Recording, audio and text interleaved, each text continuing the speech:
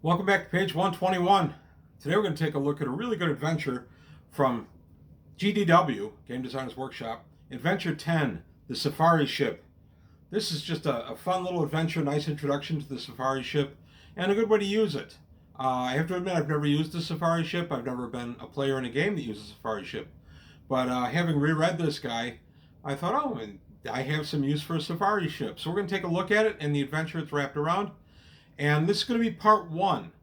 And the reasons part one is we'll get through this entire booklet in this video, but there's a part two to this that was published by a different company that's officially Traveler, but kind of unofficially. I'll explain that in the second video, which part two will air sometime after this one. So this is going to be part one, Safari Ship, for adventure number 10, and then part two will air in the next day or two after that. Also, subscribers, please do. Channel is growing nicely. Let's keep it growing. I'm still covering AD&D and Traveler. I'm adding BattleTech as kind of a regular feature on the channel. So far, I've had strong positive response to that. As long as the views keep on coming, then the hits will keep on coming. So it's really up to you guys what I produce. I've been asking for ideas for a long time. I've gotten some great feedback on Traveler. Champions is getting a little bit of love, but I need to see a little bit more. I did about 5 or 6 Champions videos early in the channel's incarnation, and they didn't do that great. The other thing is Patreon. Please take a look if you can help out. Great. I have a free poll going on Patreon right now about what games you'd want to see. That poll will be going for another couple of days. So that's it. End of the commercial. Back to the important stuff. Adventure number 10, Safari Ship, from Classic Traveler. Today on page 121. Adventure number 10, Safari Ship, by Game Designers Workshop. This guy was out in 1984, represents one of the later of the little black books that Traveler was known for. The design is by the legendary Mark W. Miller himself, with able assistance from John Harshman, Lauren Wiseman, and Tim Brown, with artwork by William H. Keith Jr. This was pretty typical of your design crew for GDW back in the day. Lauren Wiseman, of course, was a longtime GDW employee, founder, and editor. And all these guys are present on this book, which makes this book a very good thing. I love the William H. Keith Jr. artwork. So we get the introduction, which is the standards and assumptions of what you're going to need to play the game. And then we get down to the characters and the crew requirements. I like when crew requirements are in an adventure. It helps you know that your skill set will be rounded out enough you'll be able to actually fulfill the adventure. And then we get beginning the adventure, and we get a little adventure synopsis. And this adventure takes place centered around a gentleman named Kafla Thingvellir, a very rich businessman and an amateur scientist from Mora. He's mounting an expedition in search of an extremely beautiful species of animal, a form of trapper which has not been cataloged before. If he is the, quote, discoverer, unquote, of this beautiful animal, then Thingvellir will be able to name it after himself and thus keep himself alive in the annals of, at least, animal names long after he himself has shuffled off. I thought it was kind of neat. This guy is a rich businessman and a dabbler in the sciences, and I thought it was kind of neat that he really wants this for his ego. And he has ideas that the company he founded, and I'll get into that in a moment, is soon to be sold. He's still a young man, and he wants to retire, but he wants to retire at core and retire as high in the imperial court as he can possibly get. He has aspirations to meet the royal family and to hobnob with some of the most important beings in all of the Third Imperium. To that end, he feels that this will give him the notoriety he needs in addition to his money. This adventure takes place on the unnamed planet of 567-908, and this, of course, is in District 268 in the Spinward Marches. Spinward Marches were kind of the default area for most of the early Traveler adventures because it was the first area that was really developed by GDW. And I don't count the Judges Guild stuff that's long since been decanonized, which took place mostly over in the Gateway sector. By the way, I ran a lot of adventures out of those supplements, so I have a soft spot in my heart for Gateway, but this is taking place in the Spinward Marches. So we're not only in search for this animal for this guy, he wants to take back It's called a trapper at this time. It's really unnamed, and it's a beautiful animal. And he, with the ego he has, he needs a beautiful animal to be named for him. And also, we can encounter what are called Danuli gems, and this adventure introduces them and why they're important. So here we go. Plans for a safari. How do the players get involved? Well, our business executive, Kafla Thingveller, is a business executive and primary stockholder in Sterilon LIC, a medical products company prominent in the Spinward Marches. And here's his little profile. Important aspect of here is that he's age 48. He's the sole owner, and he wants to retire at the ripe old age of 48. And he wants to retire to capital in the core of the Imperium. Selling his company will bring him the money, but mere money is not enough in the court-dominated life of capital. Thingveller will need something to raise him above the crowd, a name, a distinction. He has the answer. He is a member of Siren. The University of Mora is supported with grants, endowments, and stipends. Its benefactors, Thingveller among them, have asked little in return, but they have dominated one organization within the university, Siren, the Scientific Endeavor Society. The society, whose name alludes to the irresistible call of science, is the competitive focus of the lives of many of its wealthy members. Some of the members have gone on, they've discovered various species, and they've found out that you can name the species for yourself if you're the discoverer, and then you go on to a form of immortality. And more importantly for Thingveller, it would be a form of recognition. Who knows, this creature could be so beautiful that the Emperor himself would want to gaze upon it and shake the hand of the man who brought it to the imperial annals. That's what he hopes anyway. This is a nice little plot. I like the idea that you're going after a guy who's not saving the world, not changing anything. He just wants some glory as he tries to move into the higher circles of society at core. As a side thing to the story, Nasirka, its commercial empire, and they specialize mostly in computers and communications. They're always looking to establish new markets. Well, they're looking for medical equipment. And Nasirka could establish its own company, but the startup costs would be high. Acquiring an operating company is cheaper and more efficient and automatically eliminates a rival. They want to buy Sterilon from Kafla Thingveller. He wants to sell it, but only after he's captured his beautiful creature and then can take his money and his creature to core and to court. So a little side thing in here is that Nasirka is involved, and they're interested in this guy actually succeeding. Now, by rules of Siren, Nasirka cannot find this animal for him, cannot capture this animal, cannot do anything to actually aid him, otherwise he would not be the discoverer. He has to mount an expedition. And we get the background here, how Thingveller found out about this in mid-1108. A free trader called at Mora, where Thingveller lives, and while a crewman offered Kafla Thingveller a few gemstones for a load of medical equipment. Thingveller listened intently, knowing full well the crystals really weren't anything, but he knew they were ruined Danuli gems, worth virtually anything he wants if he can get intact ones. These are older and kind of grayed out ones, and I'll explain what happens there. So while he's talking to this unknown crewman on Mora in 1108, Thingveller comes to find out that the home of the Danuli gems is on 567-908, and they have a beautiful trapper creature that if he could capture and name, he would get his wish. So he hires a company that has a safari ship, and the safari ship, of course, has to supply a crew. Thingveller has his own crew waiting. They're going to travel to District 268 and rendezvous with him, but they're late. So now Thingveller's got a problem. The next meeting of Siren is soon, and if he doesn't make his critical dates to launch the expedition, capture the creature, and get it back in time, he'll miss his window for another year. He doesn't want that to happen. His ego can't stand that. So now his missing crew is not going to stop him. He hires some locals, i.e. player characters. So we get a nice look at planet 567-908.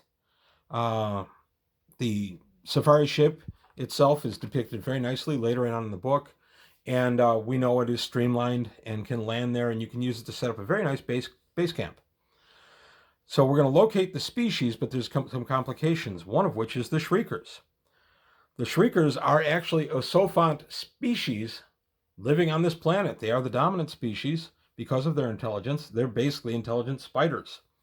They're not really spiders, but they remind terrestrial humans of spiders.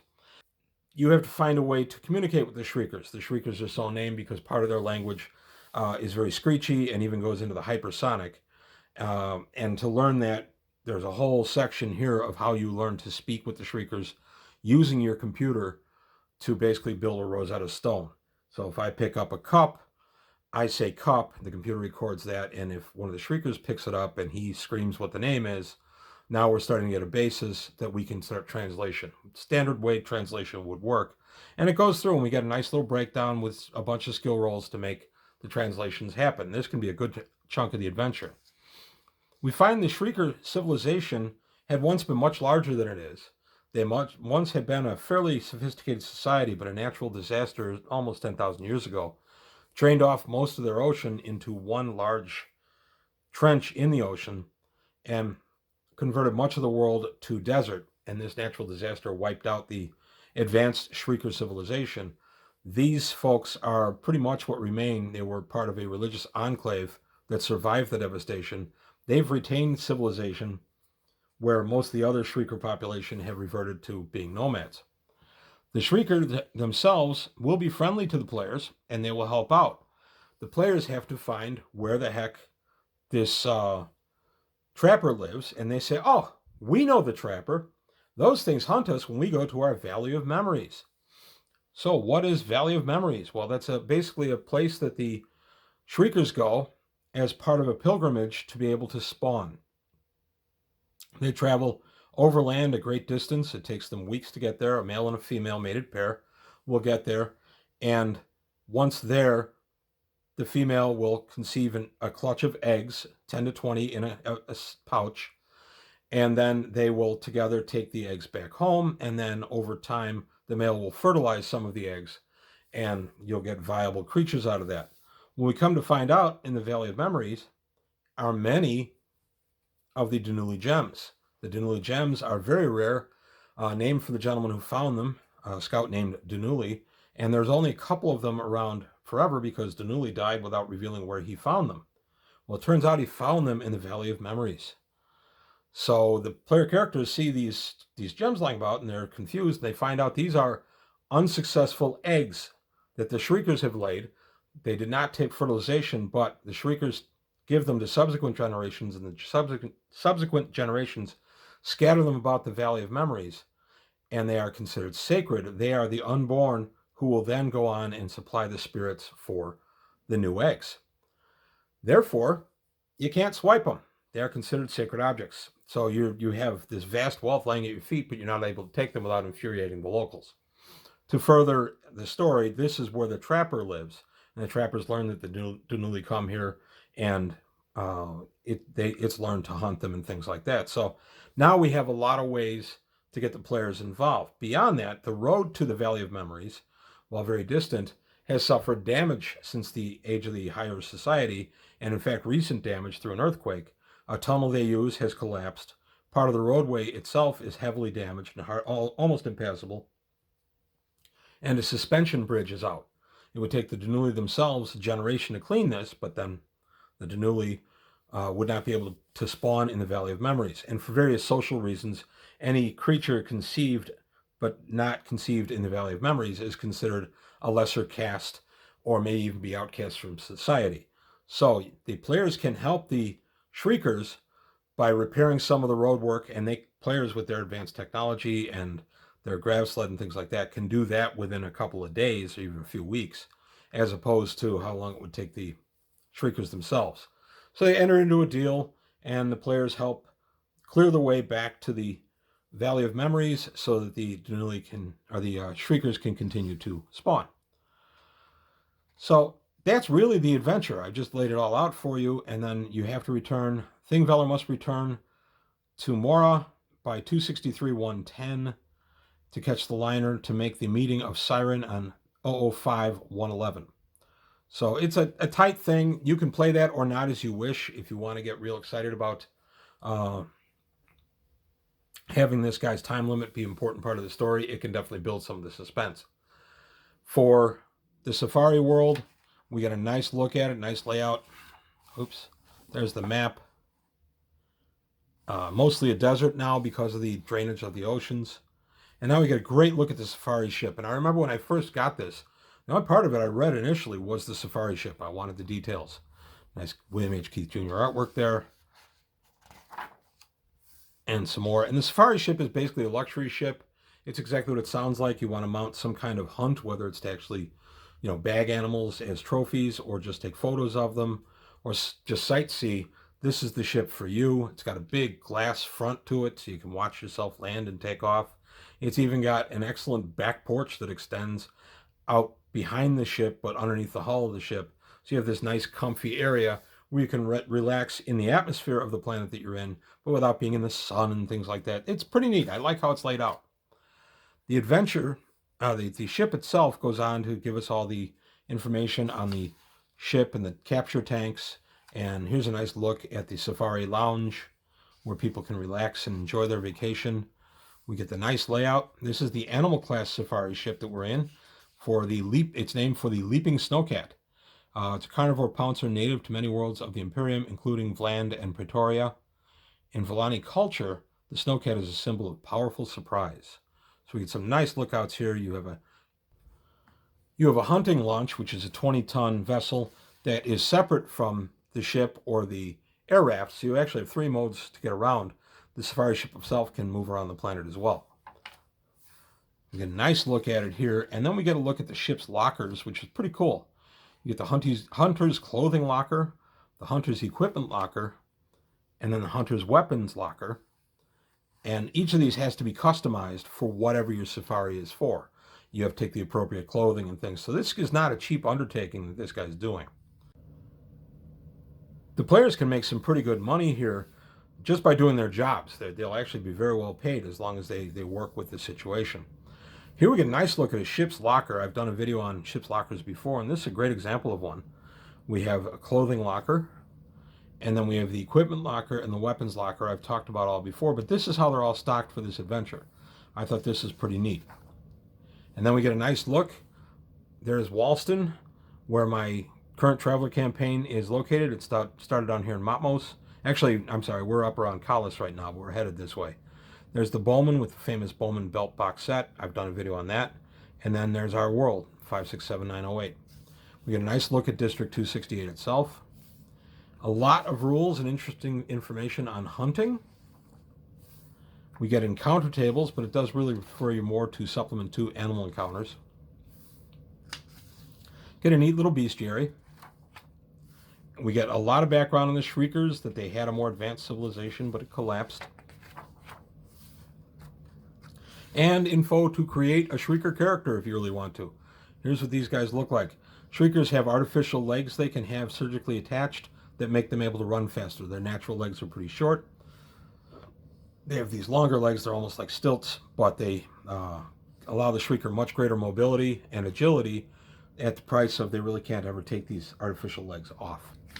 And then more of the Shrieker reaction, and then the player's map of the planet, and then the back of the book. The Denuli gems are the wild card in this thing, because if the players decide they're going to swipe a bunch of those, and these are all unsuccessful eggs, if they swipe a bunch of these, they could find themselves at real odds with the Shriekers themselves, and that could jeopardize the entire thing. I know my guys would wait until they were just about ready to leave the planet. They'd snatch up a handful of these and run for the ship. I imagine that's how it was done in the original scenario as well. I know that's absolutely what I would do.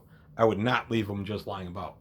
The adventure doesn't go into why some of these Denuli gems degrade over time, if there's something peculiar in them, or if this is something that happens to all the Denuli gems. We really don't find out. But that can really be up to the GM. That's a minor point that you can easily fix. And then that's it. That's the end of what I'm calling part 1 of Safari Ship. We've looked at this entire booklet. The next video on this, part 2, is going to further the planet itself and give us some information that takes place after the adventure after Adventure 10 Safari Ship. So that'll be for a future video. And that's all I've got to say today on page 121. I hope you guys enjoyed the video. If you did, please like and subscribe. Leave some comments if you would. Thank you for your time, and I'll see you next time.